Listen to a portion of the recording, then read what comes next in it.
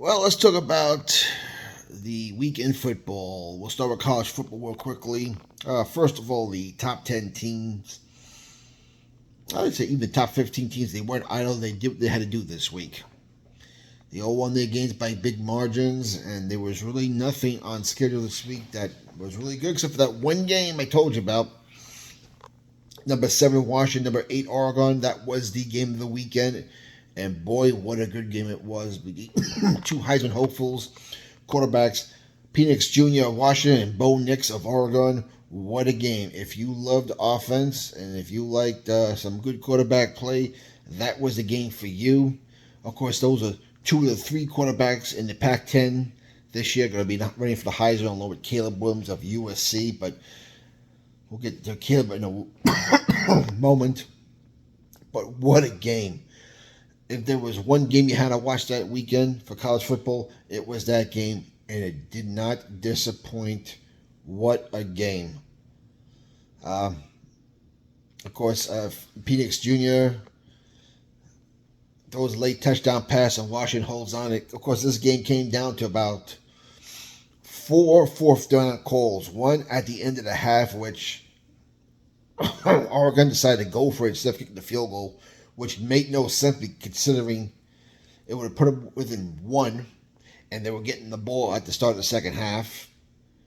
2, Washington did the same thing, and they failed on it. Now, it turned out not to bite them, but Oregon made 2 fourth down decisions, did not convert them both, including the one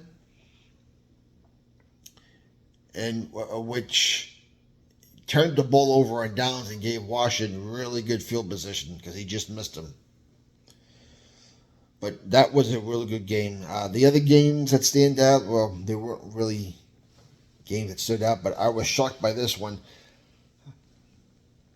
and how Notre Dame crushed USC. I think it was 42-20. And now we can settle down all the Caleb Williams talk of USC being a Heisman hopeful. Listen, he's a good quarterback, but we've seen the NFL. There aren't many good USC quarterbacks that make it the pros. Carson Palmer had a pretty good career, although during the playoffs he was non-existent. Rodney Peete had a decent career as a starter and a backup. He was around for a long time. He wasn't bad, but you go to the list of Todd Marinovich, Leinart, Barkley, Sanchez. And now, right now, Zach Wilson. The jury's still out on Zach Wilson. And I'm sure I'm missing someone else right now, I want to say. But USC quarterbacks usually don't do good in the NFL. As far as the other games on the list, Oregon State and UCLA was a decent game. Nothing to write home about. And, of course, my team, Miami, loses by 10 to North Carolina, 41-31. North Carolina is 6-0 for the first time since 1980, the days when Lawrence Taylor was a junior at North Carolina. How about that? Let's talk about pro football now. First, we'll start with the Thursday game. The Chiefs won their game, but they didn't look real good at all against a terrible Denver Bronco team. That game was awful, but yet it had almost double the ratings of the baseball playoff game. But the Chiefs have a lot of dents in the armor this year. They'll get to the playoffs. They may win the division. But they play any type of team with a good defense like the Browns. We'll get to the Browns in a second. With the way the Chiefs just lack wide receivers right now. The only one they have is really Travis Kelce. And he may not be enough against a team like the Browns or a team that could score like the Dolphins. It's only October. We still got a way to go. But the Chiefs can't be had. Miami won big at Carolina. They're looking good as long as Tua stays healthy. They can keep Tua protected and healthy. The Dolphins are a very dangerous team, as is the Bills, even though they look terrible against my Giants. My Giant defense did show up. They kept Josh Allen at bay, but the story of the Giants is, the end of the first half ended the end of the game. Now, I'm not the end of the first half.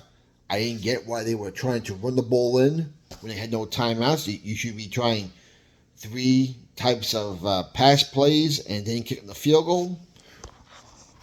And at the end of the game, they should have ran it and used their best weapon, Saquon Barkley. They decided to put the ball in the hands of Tyrod Taylor.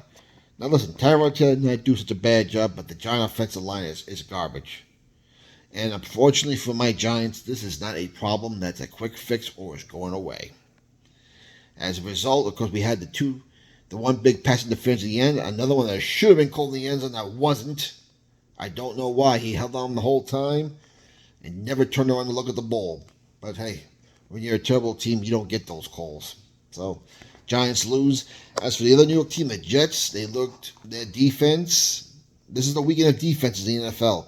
That Jet defense looked good. They made the Eagles turn the ball over 5 times. They win. They finally beat the Eagles for the first time in history. They're now 1-12 against the Eagles. And the Jets are now 3-3, and there's hope in Jetland. And even though Zach Wilson is not looking good, right now the defense is carrying. Maybe Zach Wilson could learn this very complex offense. Aaron Rodgers talks about being back at the end of the year with an Achilles injury. I don't see that at his age. But listen, I do remember Joe Montana coming back from back surgery and doing great. Come back at the end of the season and doing great. So, is anything possible? I wouldn't put it past him. He's a competitor.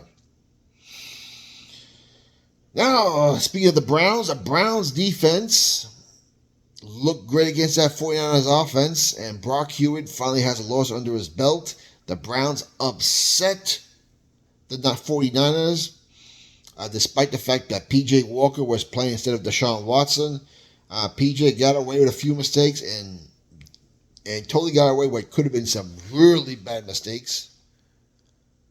But the Niners missed 2 chip shot field goals, as much as I would say makeable field goals, including the one at the end. And the Browns win. They hand the defeat to the Niners, so we have no more undefeated teams in the league. I still think the 49ers are still the best overall team in the league. I think the Eagles are the second best team in the NFC Conference, even though they've not played a complete game yet, and they're capable of doing it, but we'll see.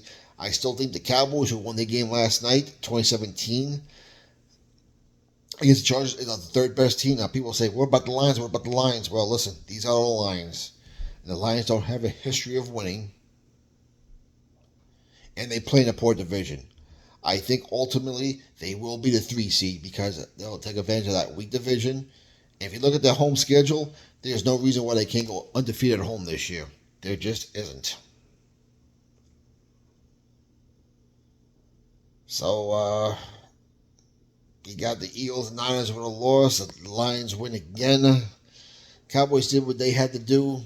Dolphins look good. They crushed a team they should have beaten in the Carolina Panthers. And I think the LA Chargers, I'm going to say this again, should move back to San Diego because a Charger home game is not like a college bowl game. Because half the team are the opposing team's fans and the other half are the Charger fans. And no matter what play happens, the crowd goes wild. I mean, it makes for a good atmosphere, not for a very good home field for the Chargers. Spanos family, you should eat crow and just go back to San Diego. I don't care how nice and the modern SoFi Stadium is. You are by far a third-rate team. And I say a third-rate because opposing fans make that game look like a sellout. Sorry, I have to be honest here. So that is a quick wrap of the football weekend. I hope you enjoyed it. Let me know what you think. We'll talk to you later.